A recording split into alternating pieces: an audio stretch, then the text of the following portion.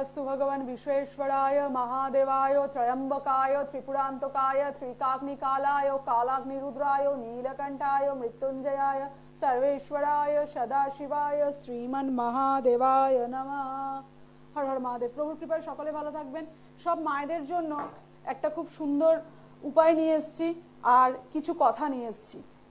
দেখুন, আমাদের অনেকেই আমি দেখি যে আসে এসে বারবার বলেন যে দিদি জানেন তো আমার এই বাচ্চা ছোট, এটা ধরে নিন ওই 12-14 বছরের পর্যন্ত কিন্তু খুব এফেক্টিভ হয় এই কাজটা, যে যাদের বাচ্চাদের প্রচন্ড পরিমাণে নজর লাগে। কোনো কোনো ক্ষেত্রে আমি মায়েদের চার্ট দেখেও বলে দিই যে আপনার বাচ্চার কি খুব ছোটখাটো ব্যাপারে নজর লেগে যায়? তো মারা বলেন হ্যাঁ দিদি খুব শরীর খারাপ হয়েছিল, কোনো জায়গায় গেলে, কোনো পার্টিতে গেল, কোনো হয়তো বিয়ে বাড়ি হোক পার্টি হোক যে কোনো একটা অনুষ্ঠান বাড়িতে গেল বা সেজে গুজে একটু বেরোলো, বাচ্চার হয়তো নজর লেগে গেল। একদম ছোট বাচ্চা হলে খুব সুন্দর কথা বলে তার নজর লেগে গেল। এই নজর লাগা নিয়ে কিন্তু আমাদের প্রত্যেকটা মাই কিন্তু সমস্যায় পড়েছে। আমিও একদিন পড়েছি, আপনারাও তো পড়ছেন।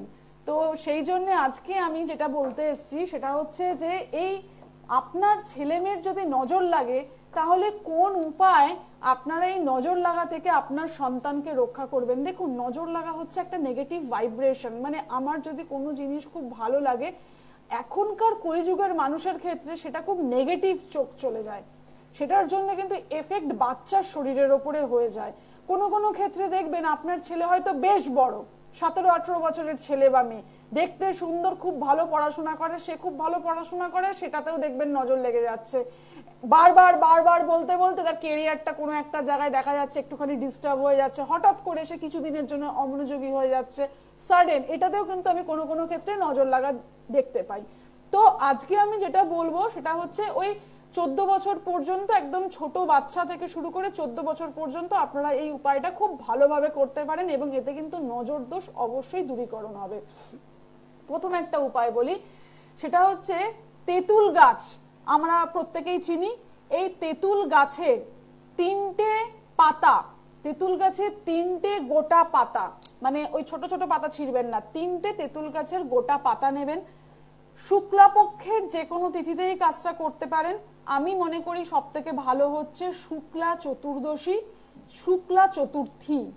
এই শুক্লা চতুর্থী বা শুক্লা চতুর্দশী হচ্ছে সব থেকে ভালো, সর্বাপেক্ষা উৎকৃষ্ট। না হলে শুক্লাপক্ষের যে কোনো তিথিতে করতে পারেন। তেঁতুল গাছের 3টে পাতা নেবেন, নিয়ে যে বাচ্চার নজর লেগেছে তার গায়ে মাথা চুল থেকে পা পর্যন্ত, সম্পূর্ণ পায়ের পাতা পর্যন্ত 7 বার উপর নিচ করে বোলাবেন, 7 বার। তারপরে তার চারিদিকে অ্যান্টি ক্লকওয়াইজ, অর্থাৎ ঘড়ির কাঁটা যেদিকে ঘোরে তার বিপরীত দিকে অ্যান্টি ক্লকওয়াইজ 7 বার ঘোরাবেন। ঘোরানোর পরে সেটা দুপুর 12টার আগে করবেন, কিন্তু এই কাজটা 12টার আগে আপনারা এই পাতাটা যেটা ঘোরালেন আপনার সন্তানের গায়ে দিয়ে সেটাকে পুড়িয়ে দেবেন। পুড়িয়ে দেওয়ার পরে যে সন্তানের যে নজর লাগছে সেটা থেকে যাতে সে রক্ষা পায়, এটা মনে মনে বলে আপনি পুড়িয়ে দেবেন। পুড়িয়ে দেওয়ার পরে জল দিয়ে সেই আগুনটা নেভাবেন। নিভিয়ে সেই যে পাতাটা তো শুধু পুড়বে না, সঙ্গে কিছু থাকতেও পারে, দিতে হতেও পারে, তো সেই পাতাটা যে জল দিয়ে নেভানোর পরে সেই পোড়া যে অংশটা সেটা জলের সঙ্গে মিশিয়ে, যার প্রচন্ড পরিমাণে নজর লেগেছে, খুব শরীর অসুস্থ হয়ে গেছে নজর লাগার জন্যে, তার গায়ে ছেটাবেন। সকাল, দুপুর, সন্ধে, পরপর 3 দিন করুন। আপনার সন্তানের কিন্তু নজর লাগা দূর হবেই হবে। এই ছোট্ট উপায়টা করে দেখুন, আপনার বাচ্চার কিন্তু নজর লাগা দূরীভূত হবেই। আর একটা আমি বলবো যেটা সবসময়ের জন্য প্রচন্ড ভালো রেজাল্ট দেয়, একটা যন্ত্র যেটা খুব ভালো আমি দেখছি, দেখুন আপনারা টিভির স্ক্রিনের পর্দায় দেখতে পাচ্ছেন, 92 4 91 91 1 5 11 1 08 8 9 0 07 5 7 00। এইটা হচ্ছে একটা যন্ত্র, এটা নজর লাগা দূরীকরণ করে। আমি বলবো এই যন্ত্রটা আপনারা অশ্বগন্ধার মূল যদি পান, অশ্বগন্ধার মূল যে কোনো মূলের দোকানে পাবেন। যদি মায়েরা অশ্বগন্ধার মূল না পান তাহলে বাড়িতে শ্বেত চন্দন প্রত্যেকের রয়েছে, শ্বেত চন্দন দিয়ে দেশলাই কাঠিতে শ্বেত চন্দন দিয়ে দেশলাই কাঠি করে কিন্তু এই নাম্বারগুলো অর্থাৎ এই নম্বরগুলো ভোজ্যপত্রের মধ্যে লিখবেন। বারবার বলছি এটা লিখে রাখুন অথবা ফোন দিয়ে স্ক্রিনশট করে রাখুন, করে রেখে এটা আপনারা ভোজ্যপত্র দশকর্মার দোকানে কিনতে পাওয়া যায়, কিনবেন, কিনে এই যন্ত্রমটা আঁকবেন। আঁকার পরে এই যন্ত্রমটাকে অশ্বগন্ধার যে মূল হয় কিনে তার রস দিয়ে করতে পারেন অথবা শ্বেতচন্দন দিয়ে করে আপনারা এই ভোজ্যপত্রটাকে গোটাবেন, সরু করে গুটিয়ে নেবেন পোলতের মতো। গোটানোর পরে মুড়ে নিয়ে একটি ছোট্ট রূপোর কবচের মধ্যে ঢুকিয়ে দেবেন। আপনার সন্তানের নজর লাগা দোষ দূরীকরণের জন্য যদি সম্ভবপর হয় 4টে জায়গাতেই ওম লিখে রাখবেন। মানে এই যে আমি চৌকোটা লিখেছি যন্ত্রমটা, এই যন্ত্রমের আমি শুধু উপরে ওম লিখেছি, আপনারা পারলে 4টে দিকেই ওম লিখে রাখবেন, উপরে নিচে ডায়ে বাঁয়ে ওম লিখে যন্ত্রমটাকে রেডি করে আপনার বাচ্চাকে পরিয়ে দিন। আপনার বাচ্চার কিন্তু নজর লাগা মোটামুটি হয়ে গেল, নজর কিন্তু লাগবে না, কোনোভাবেই কিন্তু নজর লাগবে না। এটা কিন্তু খুব মোক্ষম উপায় নজর লাগার জন্য। আর একটা উপায় আমি দেখেছি যে বাচ্চাদের ক্ষেত্রে খুব ভালো রেজাল্ট দেয়, সেটা হচ্ছে এই দেখুন কবচটা যদি বাচ্চাকে পরিয়ে রাখেন না, ঝট করে কিন্তু এই হাওয়া লাগা সমস্যা, অনেক নেগেটিভ কথাবার্তা, লোকজন যে বলে বাবা বাচ্চাটাকে কি সুন্দর দেখতে, ঝট করে পরের দিন মেয়ের জ্বর, শরীর খারাপ, বমি, এইসব যে হয়, এগুলো কিন্তু একদম চলে যাবে। এটা নজর দোষ দূরীকরণ করে দেয়। অশ্বগন্ধার মূলে লিখলে খুব ভালো। অশ্বগন্ধার মূল কেন বলছি, অশ্বগন্ধা হচ্ছে কেতুর মূল, নেগেটিভিটি, ষড়যন্ত্র, খারাপ জিনিসকে দূর করে। অথবা শ্বেতচন্দন, শ্বেতচন্দন রাহুকে রিপ্রেজেন্ট করে। কোনো খারাপ কাজকে রিপ্রেজেন্ট মানে সরানোর জন্য কিন্তু রাহু কেতু আমাদের অবশ্যই দরকার। সেই জন্য কিন্তু মারা শ্বেতচন্দন অথবা অশ্বগন্ধার মূল ব্যবহার করবেন, ভোজ্যপত্রে করুন। আপনারা কিন্তু এতে আমার হিসেবে 70-75% সমস্যার সমাধান কিন্তু হয়ে যাবে।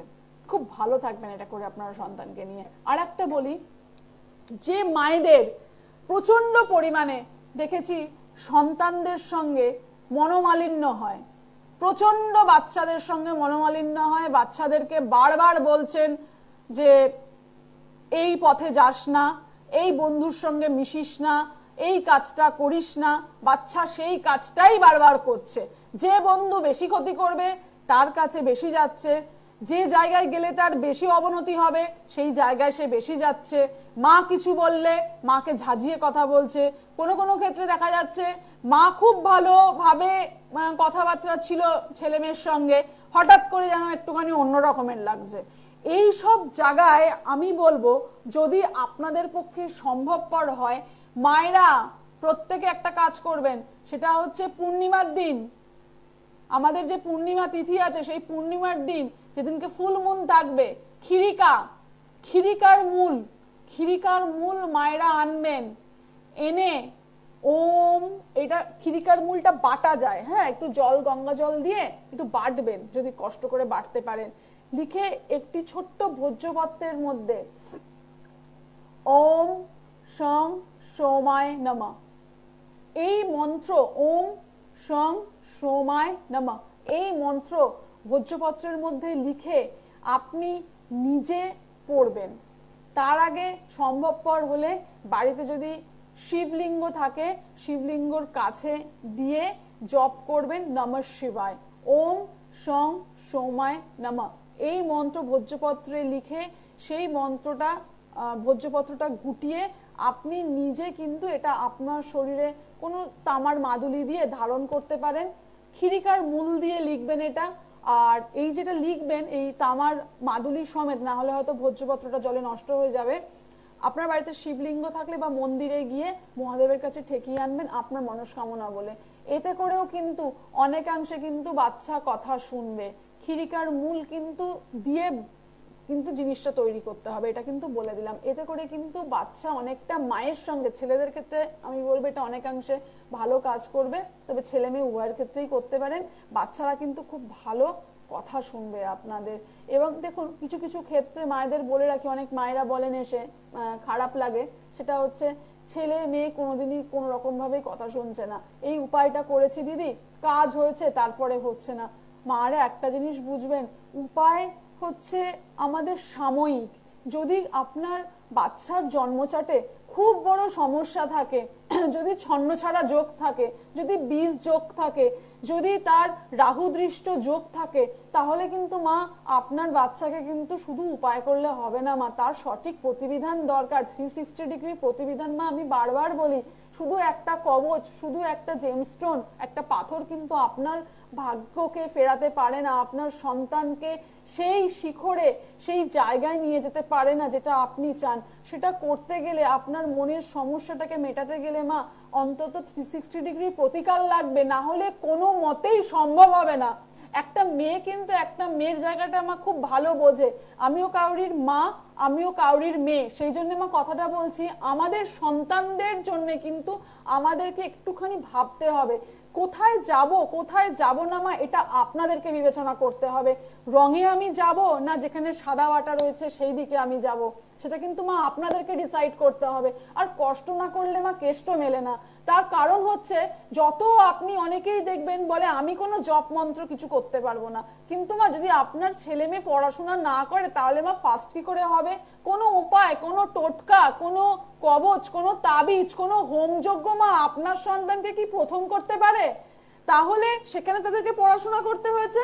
ঠিক সেরকম ভাবে আজকে যত বড় বড় অফিসে চাকরি করে তারা মা খুব কষ্ট করে সেই সমস্ত বড় বড় জায়গায় চাকরি পায়। আপনার জীবনের সমস্যা মা মেটাতে গেলে অবশ্যই কিন্তু আপনাকে বিশেষ কিছু জপ মন্ত্র কিন্তু মা নিজেকে বলতে হবে প্রত্যেক দিন, তবেই কিন্তু আপনি পারবেন আপনার সমস্যা থেকে বেরোতে। কোন জপ মন্ত্র আপনার জন্য সঠিক, কোন রাস্তায় গেলে আপনার ভালো হবে, বাস্তুতে কি রাখলে আপনার সন্তান ভালো থাকবে, সেটার জন্য মা 360 ডিগ্রির প্রতিকার দরকার।